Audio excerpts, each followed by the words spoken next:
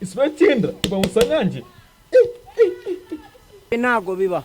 Iso ngomba kujya nagucisha akanyafu.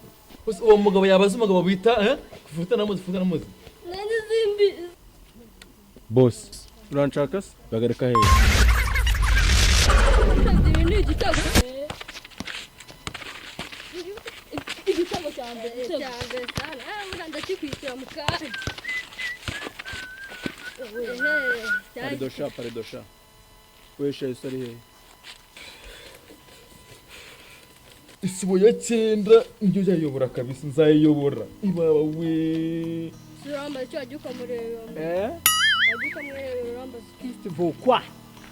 Nta muntu ujya umbwira gutyo kwanza uracyari muto. Je nijyo uri gusubirikanya nanjye amagambo.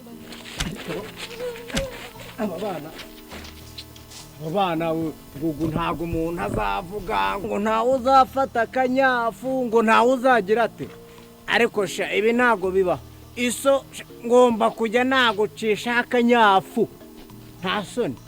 Ngo ntawe niso iwanyu baboshya sha ni iwanyu babo oroshya ariko oroshya. Nta soni.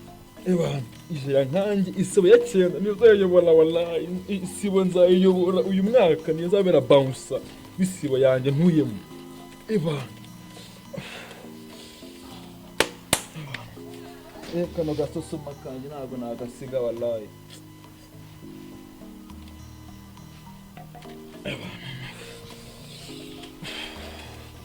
Zabi bouncer isibo nta mujuru uzongera kugaragaramo wallahi.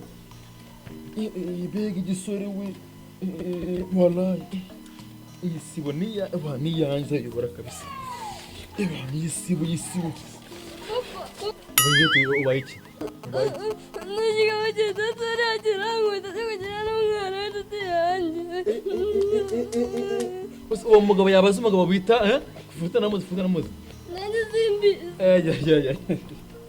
Ya tuvumbutse umuntu munyereke ninde wallahi mwite muruma ninde ari cyane ntare fara muzi tugira n'umwana w'induti yanjye fara.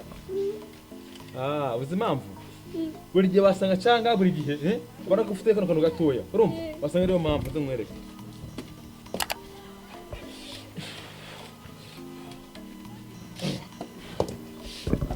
umuntu ninde Ari funga njya kumubwira.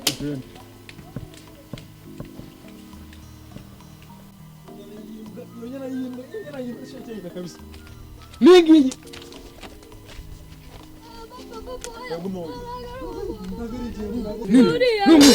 nagari jewe unese boss. Salam wese wanyara hano hafi uranshaka se? Wanyanya ano hafi nyiranyara he kurande genda mwana genda n'ubundi genda